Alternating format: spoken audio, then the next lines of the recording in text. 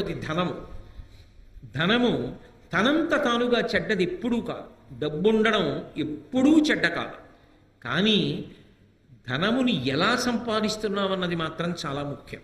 డబ్బు సంపాదించవద్దన్నది లోకంలో ఏ శాస్త్రము చెప్పలా. డబ్బు సంపాదించవద్దు అని చెప్పలేదు సరికదా. డబ్బు సంపాదించకపోతే పాడైపోతావు, డబ్బు సంపాదించాలని చెప్పారు. కానీ మీరు ఇక్కడ ఒక్క విషయాన్ని జ్ఞాపకం పెట్టుకోండి. డబ్బు సంపాదించడం అనేది ఎంత ముఖ్యమో సంపాదించిన డబ్బు వలన అహంకారం పెరగకుండా ఉండడం కూడా అంతే ముఖ్యం. ఎందుకో తెలుసా? తొందరగా మనిషికి అహంకారాన్ని కల్పించగలిగినది ఏది అంటే డబ్బే. రామకృష్ణ పరమహంస ఒక ఉదాహరణ చెప్తుండేవారు. ఒక మహారాజు గారు భద్రగజం ఎక్కి వెళ్ళిపోతున్నాడు. ఆ కింద ఓ పెద్ద కన్నం ఉంది. ఆ కన్నంలో కప్ప ఒకటి ఉంది. ఆ కప్ప పైకొచ్చి కప్ప కాలు ఎంతంటే ఎంత ఉంటుందండి? ఎంత పెద్ద కప్ప అయితే మాత్రం ఇంత ఉంటుంది. ఇంత పెద్ద కప్ప అయితే దాని కాలు ఇంత ఉంటుంది. అది ఏం చేసిందంటే, రాజుగారు ఏనుగెక్కి వస్తున్నాడు. ఎదురైన చౌతన మదకరీంద్రము డిగ్గికేలు తనసగి ఎక్కించుకొని అంటాడు అలసాని పెదరగారు. అలా ఏనుగు మీద వస్తున్నాడు. ఈ కప్ప కన్నంలోంచి బయటికి వచ్చి కాలెత్తింది. ఏయ్ ఏనుగా, పక్కకి పో, ఇక్కడ నేనున్నానని తెలీదా? ఇలా వస్తున్నావు? నేనున్న ఇల్లు ఒళ్ళు దగ్గర పెట్టుకోండి. రామకృష్ణ పరమహంస శిష్యుడితో నించుని ఉన్నారు. శిష్యుడు తెల్లబోయి పరమహంసని అడిగాడు, ఇదేమిటంటే ఏనుగు మీద కప్ప కాలెత్తుతోంది, ఇంత ధైర్యం ఇంత గర్వం కప్పకి ఎందుకు వచ్చాయన్నారు. అంటే పరమహంస అన్నారు, ఇవాళ మధ్యాహ్నం ఇటుగా జేబుకి చిల్లున్న లాల్చీ వేసుకున్న వ్యక్తి వెళ్ళాడు. పావలాకాసు చిన్నది కదూ, ఆ కన్నంలోంచి జారి కింద పడి దొల్లి కప్ప ఉన్న కన్నంలోకి వెళ్ళింది. కప్ప దగ్గర పావలా ఉంది ఇప్పుడు, అందుకని ఏనుగు మీద కాలెత్తింది. మాకురుధన జన యవ్వన గర్వం హరతి నిమేషత్ కాలసర్వం మాయామయమిదమఖిలం హిత్వా బ్రహ్మపదం తం ప్రవిశ విదిత్వా అంటారు శంకర భగవత్పాదులు. డబ్బేం చేసింది? డబ్బానిని పాడు చేసింది. ఎంత ఐశ్వర్యమున్నా పరమ వినయ విధేయతలతో ప్రవర్తించినటువంటి గొప్ప గొప్ప చక్రవర్తులు లోకంలో లేరు. వాళ్ళకేమైనా దోషం వచ్చిందా? ధర్మరాజు గారు ఎంత ధార్మికంగా ఎంత వినయంగా ప్రవర్తించాడు. భీష్మాచార్యుల వారు ఎంత వినయంతో ప్రవర్తిస్తాడు. నలచక్రవర్తి ఎంత వినయంతో ప్రవర్తించాడు. ఈ భూమండలాన్ని అంతటినీ ఏలినటువంటి చక్రవర్తులు ఎంత వినయంతో ప్రవర్తించారు. వాళ్ళు ఎంత డబ్బు సంపాదించినా ఆ డబ్బు వాళ్ళ యొక్క అహంకారానికి ఎన్నడూ కారణము కాలేదు. వాళ్ళు పరమ వినయంతో ప్రవర్తించి ఆ డబ్బుని సద్వినియోగం చేసి జీవితంలో గట్టెక్కారు. జనక మహారాజు గారు సర్వ సంగములు విడిచిపెట్టి విదేహ వంశమునందు జన్మించి దేనితోటి సంబంధం లేకుండా, రాజ్యంతో సంబంధం లేకుండా రాజ్య పరిపాలన చేస్తూ నిస్సంగి జీవితాన్ని గడిపి తరించలా. బ్రతకడం రావాలి. బ్రతకడం రానప్పుడు అహంకారం ఒక్కటే ఉండిపోయింది అనుకోండి. అహంకారం చిట్ట చివరికి ఏం చేస్తుంది అంటే, డబ్బు వలన వచ్చినటువంటి అహంకారం చాలా ప్రమాదకరమై సర్వభ్రష్టత్వాన్ని పొందేసిన తరువాత ఒక పెద్ద ఇబ్బంది కూడా తెస్తుంది. ఇంత బ్రతుకు బ్రతికినవాడు ఒక గోడ నీడలో నిలబడి భిక్షాటన కూడా చేయలేడు. రూపు మార్చుకొని తిరగవలసి ఉంటుంది ఎవరు గుర్తుపట్టకుండా. అందుకని జాగ్రత్త సుమా. ఒకడికి డబ్బుంది, వాడు కించిత్ కూడా పాడవలేదు. వాడి కించిత్ కూడా పాడవకుండా ఆ ద్రవ్యాన్ని చక్కగా వినయ విధేయతలతో దాన ధర్మాలకి ఖర్చు పెడుతూ, ఇదంతా పరమేశ్వరుడిచ్చింది నాది కాదు, ఈశ్వరుడిదన్న భావనతో పరమ ఉద్దికగా జీవితం చేశాడు. వాళ్ళని డబ్బేం పాడు చేసింది? ఒక్కొక్కడు 5 రూపాయలు అహంకారానికి కారణమైపోతోంది. అది డబ్బు పాడు చేసిందా? డబ్బు పాడు చేయలేదు, బుద్ధి పాడు చేసింది. అందున డబ్బు బుద్ధిని, సరస్వతి బుద్ధిని 2 రకాలుగా పాడు చేసేస్తాయి. అదేమిటండి? సరస్వతి అంటే బుద్ధిని ఇవ్వాలి కదా, పాడు చేయడం ఏమిటి అంటే అహంకారం ఉంటే. మీరు లోకంలో సరస్వతి విషయంలో, లక్ష్మి విషయంలో ఒకటి గమనించండి. మీ దగ్గర చాలా డబ్బు ఉందండి, మీ వ్యాపారంలో బాగా లాభాలు వస్తున్నాయి అన్నారనుకోండి. ఏమి లాభాలండి, ఏదో పెద్దవాళ్ళు చేసిన వ్యాపారం మూసేస్తే బాగుండదని చేస్తున్నాం, వడ్డీ డబ్బులు వస్తే గొప్పగా ఉందండి మా వ్యాపారం, ఇప్పుడు ఏమొస్తుందంటారు ఇందులో అంటాడు. డబ్బు ఉందండి అంటే ఒప్పుకోడా, ఏముందండి నా దగ్గర అంటాడు. మీకు సరస్వతీ కటాక్షం లేదండి, మీకు తెలియదు. అయ్యా నా మాట వినండి, మీరు చదువుకోలేదు కదా, మీకు ఈ విషయం తెలియదు కదా, మీరు ఎందుకు మాట్లాడతారు దాని గురించి అన్నాను అనుకోండి. అత్తేరి నీకేం తెలుసు అని చర్చ విరిగి పెడతాడు. సరస్వతీ కటాక్షం లేదురా అంటే ఒప్పుకోడు, లక్ష్మీ కటాక్షం ఉందిరా అంటే ఒప్పుకోడు. రెండిటితోటి ప్రమాదం. అసలు అది దాటాలంటే మనసుకి సంస్కారం ఉండాలి. శంకరాచార్యుల వారి కన్నా ప్రజ్ఞాశాలి సరస్వతీ కటాక్షం ఉన్నవాడు లోకంలో ఉన్నాడా? అటువంటి శంకరాచార్యుల వారు శంకరుడి దగ్గరికి వెళ్ళి అన్నారు, పశుమాం సర్వజ్ఞ ప్రథిత కృపయా పాలయ విభో అన్నారు. శంకరా, నేను పశువుని, నువ్వు పశుపతివి. నేను పాడైపోతే నిన్నంటారు. పశువుని కాపాడవలసిన వాడివి నువ్వు. కాబట్టి నీకు నాకు అనుబంధం ఏమి అంటే నేను పశువుని, నువ్వు పశుపతివి. ఇది శంకరాచార్యుల వారు అనవలసిన మాట. స్మృతౌ శాస్త్రే వైద్యే శకున కవిత కానఫణితౌ పురాణే మంత్రే వా స్తుతి నటన హాస్వేష్వచితుర. నాకేమొచ్చు తండ్రి, నాకేం రాదు అన్నారు శంకరాచార్యుల వారు. ఎవరు? మహానుభావుడు అపరశంకరుడు, కైలాస శంకరుడు, కాలడి శంకరుడిగా భూమి మీద తిరిగారు. అటువంటి మహానుభావుడు ఆ మాట అన్నాడు. మనం దేనికి గర్వపడాలి, దేనికి అహంకరించాలి? ఒక్కొక్కసారి కొన్ని చాలా చమత్కారంగా ఉంటాయి. నేను విశాఖపట్నంలో చదువుకునే రోజుల్లో ఒకసారి అకస్మాత్తుగా వాకాటు పాండురంగారావు గారని మహానుభావుడు, చాలా గొప్ప వ్యక్తి, చాలా గొప్ప వ్యాసాలు రాసేవారు ఆయన మాకు కల్చరల్ హెరిటేజ్ ఆఫ్ ఇండియా అని, అది కంపల్సరీ పేపర్, అన్ని కోర్సుల వాళ్ళు చదవాలి. ఆ పేపర్ మాకు ఆయన వస్తుండేవారు వారానికి ఒకసారి. ఆయన పాఠం అంటే చెవి కోసుకునే వాళ్ళం, అంత బాగా మాట్లాడేవారు. ఆయన మాట్లాడుతూ వాట్ ఈజ్ ఎడ్యుకేషన్ అని అడిగారు. వాట్ ఈజ్ ఎడ్యుకేషన్ అంటే ఒక్కొక్కళ్ళు లేచి ఒక్కొక్కటి చెప్పారు. ఒక ఆయన మాత్రం లేచి చెప్పింది నాకు ఇప్పటికీ జ్ఞాపకం ఉండిపోయింది. ఆయన అన్నాడు, knowing that you are ignorant is education. నాకేమీ తెలియదని తెలుసుకోవడమే చదువుకోవడం. ఆయన సాధారణంగా పాఠం చెప్పేవాళ్ళు కొంచెం ఎత్తైన వేదిక మీద కదా నించుంటారు. ఆయన చేతిలో డస్టర్ టేబుల్ మీద పెట్టేసి కిందికి దిగొచ్చి ఆ చెప్పిన వాడిని గట్టిగా కౌగలించుకొని చాలా బాగా చెప్పావోయ్ అన్నాడు. ఎవరు ఏమిటి మీకు అనవసరం, నాకు అనవసరం. నాకు మాత్రం పేర్లు గుర్తుంటాయా? ఎంతకని గుర్తుంటాయి? ఎప్పుడో చదువుకున్న చదువు. కాబట్టి నాకేమీ తెలియదని తెలుసుకోవడం చదువు. ఎందుకనంటే మీరు ఒకటి ఆలోచించండి, చాలా తెలుసు అన్నాడు అనుకోండి, ఆయన్నో గ్రంథాలయంలోకి తీసుకెళ్ళి నించోపెట్టి ఇందులో మీరు చదివినవక్కర్లేదు, ఇందులో ఉన్న పుస్తకాలు ఏవి చెప్పగలరా? అయితే ఎవరైనా చెప్పగలరా? ఒక గ్రంథాలయంలో ఎన్ని పుస్తకాలు ఉన్నాయో అవి ఏవేం పుస్తకాలో కూడా తెలియదు. అవన్నీ చదవడానికి, చదివిన జ్ఞాపకం పెట్టుకోవడానికి, జ్ఞాపకం పెట్టుకున్న జీర్ణం అవ్వడానికి ఎన్ని జన్మలు కావాలి? ఏం తెలుసునని తెలుసు అంటాం. చదువుకున్న కొద్దీ తెలిసేది ఏదంటే నాకు తెలియనివి చాలా ఉన్నాయని తెలుస్తుంది. అప్పుడు అహంకరించడానికి ఏముంది? మిడిమిడి జ్ఞానం అంటారు. నా బోటిగాడు ఉంటాడే, ఏదో ఓ పద్యం ఓ శ్లోకం నేర్చుకుని నా అంత గొప్పవాడు ఎవడని గర్వపడుతుంటాడు. అది నిజమైన సరస్వతీ కటాక్షం కాదు. నిజమైన సరస్వతీ కటాక్షం ఉన్నవాడు నాకేం తెలుసండి, నాకేమొచ్చండి, మహాతల్లి పరదేవత ఆవిడ పలికించిందంతే. నేను చేసింది, నేను నేర్చుకున్నది, నేను సాధించినది ఏమీ లేదంటాడు. అది వినయం. అందుకే సరస్వతీ కటాక్షము ఉండడం కాదు, సరస్వతీ కటాక్షము నీ వినయమును పెంచుతున్నదా.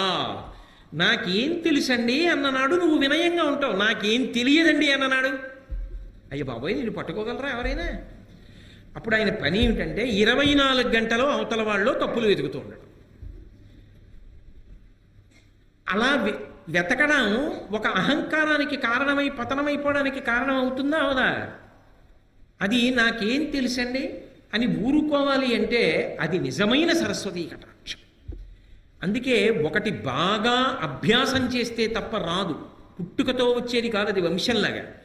అది కష్టపడి చదవాలి. ఆయన బాగా చదువుకున్నవారు, ఎన్నో తెలుసున్నవారు అన్న పేరున్న నువ్వు త్రికరణ శుద్ధిగా నోటి మాటగా కాదు, నేనేం చదువుకున్నానండి, నేనేం నేర్చుకున్నానండి, మహానుభావులు ఎంతమంది ఉన్నారు, వాళ్ళతో పోలిస్తే నా జీవితం ఏం గొప్పది అనగలగాలంటే నీకు ఎంతో వినయం ఉండాలి. అంత వినయం ఉంటే తప్ప నువ్వు ఆ మాట అనలేవు. అది ఉత్తముడికి గౌరవాన్ని పెంచింది, నడవడిని ఇంకా ఇంకా వృద్ధిలోకి తెచ్చింది. అదే సరిగ్గా వాడుకోవడం రాకపోతే అదే సరస్వతీ కటాక్షం అహంకారానికి పనికొచ్చి సర్వనాశనం అవడానికి పనికొచ్చింది. చదువుకోవడం కాదు, చదువు కన్నా సంస్కారము గొప్పది. ఆ సంస్కారము మనసులో బాగా ఏర్పడే ప్రయత్నం చేసుకో. అందుకే పూర్వం చదువుతో పాటుగా సంస్కారం నేర్పేవారు, నీతిశాస్త్రం నేర్పేవారు, నీతిశాస్త్రంలో 4 శ్లోకాలు నేర్పేవారు, చక్కగా 4 మంచి మాటలు చెప్పేవారు. వారానికి ఒక్కసారైనా నీతి అని ఒక ప్రత్యేకంగా ఒక తరగతి ఉండేది, అందులో మంచి మాటలు చెప్పేవారు. దాంతో శీల వైభవాన్ని ఊంచుకునేవాడు. లేకపోతే ఏమైపోతుంది, ఈ చదువే రేపొద్దున్న నీ అధికార స్థానాన్ని నిర్ణయించేస్తుంది.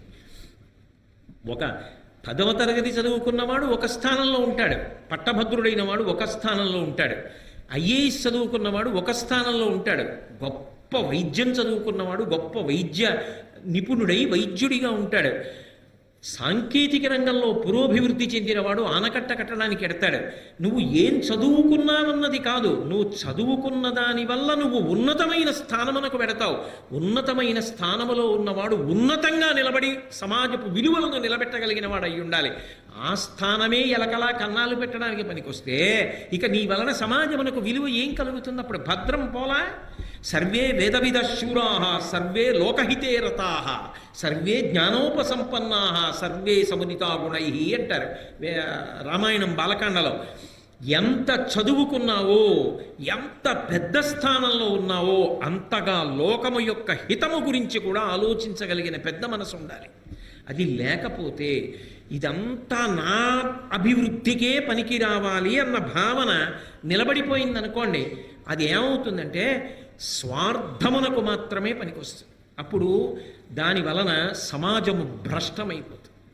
అలా కాకుండా ఉండాలి అంటే నీ సరస్వతీ కటాక్షము కానీ, నీ లక్ష్మీ కటాక్షము కానీ, నీ వంశము కానీ ఏదైనా సరే నిన్ను వృద్ధిలోకి తీసుకురావడానికి పనికొచ్చేదై ఉండాలి. ఇందులో యువతల వారికి తెలియడం అన్న మాట ఉండదు సుమండి. యువతలవాడు ఎప్పుడూ కూడా నువ్వు ఎంత ఎదిగావో, నిజంగా అలా ఉన్నావో అలా లేవో తెలుసుకోవడం సాధ్యం కాదు. ఎందుకని అంటే మీరు ఒక్కటి గమనించండి, స్థానము ఎంత ఉన్నతమైతే యువతల వారు ఆయన దగ్గర ఉండే అవకాశం అంత తగ్గిపోతుంటుంది. అప్పుడు మీరు ఎలా లెక్క కట్టగలరు? తనకి తాను పరిశీలించుకోవాలి. ఏది పరిశీలించాలంటే దంభమున ఎందు ప్రవేశించినదా, ఇది చాలా చాలా అవసరం. నేను నోటి మాటగా ఈ మాటలు చెప్తున్నానా, నిజంగా నాకు ఆ వినయ సంపద ఉన్నదా? నిజంగా నేను పెద్దల పేరెత్తేటప్పటికి గౌరవంగా మాట్లాడగలనా? గౌరవంగా నోటితో మాట్లాడడం కాదు, నిజంగా నేను ఆ గౌరవాన్ని చూపించగలనా? నేను నాకన్నా సరస్వతీ కటాక్షం ఉన్న వాళ్ళకి గౌరవం ఇచ్చి నాకేం తెలుసని నిలబడగలనా? నాకున్న డబ్బు నాది కాదు గొప్ప, నేను సంపాదించగలిగిన ప్రజ్ఞ అయితే ఇలా లోకంలో ఎందరో సంపాదిద్దరు. యద్రూభంగా ప్రమాణం స్థిరచరరచనా తారతమ్యే మురారే వేదాంతా తత్వచింతాంబరభిదురసయత్పాదచిహ్నైత్తరంతి భోగోపోద్ఘాత కైళీచులికిత భగవత్వైశ్యరూప్యానుభావ సానశ్రీ అస్పృణీతాం అమృతలహరిధీలంఘనీయై అపాంగై అంటారు పరాశర భట్టర్లు శ్రీగుణరత్నకోశంలో.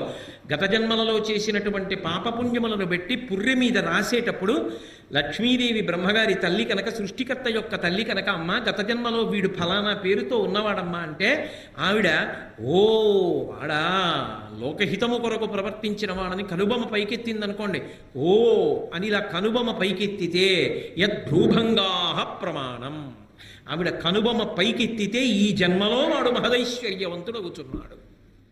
యవ్వని వాకిట ఇభమదపం కంబు రజభూషణ రజో రజినడగు అంటుంది ద్రౌపదీదేవి భారతంలోనే. ధర్మరాజు గారి ఐశ్వర్యం ఎటువంటిది అంటే ఆయన దర్శనం చెయ్యడానికి లోపలికి వెళ్ళేటటువంటి చక్రవర్తులు ఒకరినొకరు తోసుకుంటే వాళ్ళు భుజాలకి పెట్టుకున్న వజ్రములు వైఢూర్యములతో కూడుకున్న ఆభరణములు ఒరుసుకున్నప్పుడు వాటి యొక్క నుషి కింద పడి గాలికి పైకి రేగుతుంటే ఆయన అంతఃపురం ముందు కట్టబడినటువంటి మదగజముల యొక్క చెవుల పక్కనున్న కన్నములలోంచి కారిన మదజలముల చేత ఈ వేగుతున్న వజ్ర వైఢూర్యముల ధూళి అణచబడుతుండేదిట. అంతటి ఐశ్వర్యవంతుడయా ధర్మరాజు అంటే ఏమిటి తేలిగ్గా మాట్లాడుతున్నావు? అయితే ధర్మరాజు పాడవడానికి పనికొచ్చింది ఐశ్వర్యం? పనికి రాలేదుగా. ఎంత ఐశ్వర్యం ఉంటే ధర్మరాజు గారు ఉలికులికి పడ్డాడు? ఏం ఉలికి పడలేదుగా. లేని నాడు బెంగెట్టుకున్నాడా? మీరు విన్నారుగా, వ్యాసుల వారి గురించి చెప్పినప్పుడు తీసుకెళ్ళి మళ్ళీ హిమవత్ పర్వతం మీద ఉన్న ఐశ్వర్య నిధులను ఇచ్చాడు. ఇస్తే దాచుకున్నాడా? అశ్వమేధయాగం చేసి అందరికీ పంచిపెట్టేశాడు. అందుకే ఆ లోపల ఉండవలసినటువంటి సంస్కార బలము ఉండకపోతే దంభముగా పరిణమించిందనుకోండి, అది చాలా ప్రమాదహేతు, ఎదుటివాడు కూడా పట్టుకోలేడు. ఎందుకని అంటే చాలా మంచివాడిలా కనపడుతూ ఉంటాడు పైకి. ఎలా తెలుసుకుంటారండి? సాధారణంగా వేషాన్ని చూస్తే చాలా మంచివాడు అనే అనుకుంటారు కదా. ఒక కొంగ ఉందనుకోండి, ఓ సరోవరం పక్కన నించుంటుంది, ఒంటికాలు మీద నించుంటుంది, కళ్ళు మూసుకుంటుంది, సాధారణంగా తెల్లగా ఉంటుంది. కొంగ జపం అంటారు. అందుకే చూసిన వాళ్ళు ఏమనుకుంటారు, అబ్బా ఈ కొంగ ఏదో పెద్ద మార్పు వచ్చేసింది, లోపల జీవుడెవరో ఆ సరోవరంలో స్నానం చేసి ఇంత తెల్లవారకట్ట దాని ఒడ్డున నించుని ఇంత చలిలో అలా కళ్ళు మూసుకొని అలా జపం చేస్తోందే కదలకుండా అనుకుంటాం. అది నిజానికి సంపుటములను ముందుకు చాపి ఇలా చూసుకుంటూ ఉంటుంది. చేప నీళ్లలోంచి ఇలా వచ్చిందనుకోండి, చటుక్కున తిరిగి సంపుటములతో చేపని పట్టుకుని పైకి ఎగిరిపోయి తినేస్తుంది. నిలబడింది ఒంటికాల మీద, ఒళ్ళంతా తెలుపు, చూస్తే శుద్ధ సత్వస్వరూపంతో ఉన్నట్టుంది, లోపల ఏ చేపని పట్టుకుందామని ఆలోచన. దంభము అంటారు. పైకి కనపడినట్టు లోపల లేడు. ఎంత రంగు పట్టుబట్ట కట్టి ఎంత గొప్పగా విభూతి పుండ్రాలు ఒళ్ళంతా పెట్టుకుని ఎంతంత వేషాలు కట్టినా నీ లోపల బుద్ధులు మాననప్పుడు దంభం కాదు. లోపల బుద్ధి పోలేదు. పైన శరీరానికి ఎన్ని అలంకారాలు చేస్తే పుట్ట మీద కొడితే పాము చచ్చిందా? లోపల కొట్టాలి.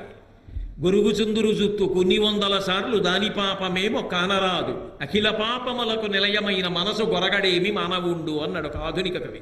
అలా లోపల మార్పు రాకుండా దంభంతో ఉండి పైకి ఎంతో మంచివాళ్ళ నటిస్తూ పోతే అమాయకులైన వాళ్ళు, పెద్దలైన వాళ్ళు మంచివాడు అనుకున్నారేమో, కానీ వాళ్ళు మోసపోతే వాళ్ళకు వచ్చిన నష్టమే ఉంది అనుకున్నారేమో పాపం, అంతే, అంతవరకే. కానీ మోసపుచ్చిన దోషం కూడా నీకు రావట్లా, పాడైపోవట్లా. కాబట్టి నిన్ను నువ్వు నిరంతర పరిశీలనం చేసుకుంటూ ఉండాలి. ఉత్తమ వంశంలో పుట్టావు, వంశమునకు కళంకం రాకూడదని ప్రవర్తించాడు, ఏమీ పాడవడు.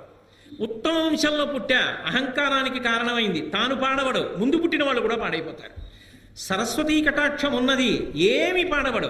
ఆ సరస్వతీ కటాక్షం 10 మంది హితానికి పనికొచ్చిందనుకోండి, ఆవు గడ్డి తిని పాలిచ్చినట్టు తాను కష్టపడి చదువుకున్న శాస్త్రాన్ని 10 మందికి ఉదారంగా పంచిపెట్టేశాడనుకోండి, తాను శాశ్వతమైన కీర్తిని పొందుతాడు. నాకేం తెలుసు అని వినయంతో బ్రతికాడు అనుకోండి, భగవంతుని యొక్క అనుగ్రహానికి పాత్రుడవుతాడు. ఏదో కొంత తెలుసుకుని నాకన్నా తెలుసున్నవాడు లేడు అని అహంకారానికి పోయాడు అనుకోండి, 24 గంటలు చదువుకున్న చదువు అవతలవాడి యొక్క తప్పు పట్టడానికి పనికొచ్చింది. పనికొస్తే ఇప్పుడు ఆ చదువు స్వార్థంతో నిండిపోయింది. ఏదో ఒకటి ప్రతిఫలం లేకపోతే ఆయన చదువుకున్న చదువు వల్ల సమాజానికి ఉపయోగం ఉండదు. అప్పుడు ఏమవుతుంది, చాలా గొప్ప పడగ నాగుపాముది, దాని మీద మణి ఉంది. నాగుపాం పడగ మీద ఉన్న మణి ఎవరికైనా ఉపయోగపడుతుందా? వెళ్ళి తీసుకోగలరా? ఆయన ఎంత చదువు ఉంటే మాత్రం ఎవరికి ఉపయోగపడుతుంది? అవతల వాళ్ళలో తప్పులు ఎంచడానికి పనికొస్తుంది, ఇంకొకరిని చిన్నబుచ్చడానికి పనికొస్తుంది. అలా ఉండకూడదు కదా. చదువు అవతల వారు ఎంత చిన్నవాడైనా గౌరవించడానికి పనికి రావాలి.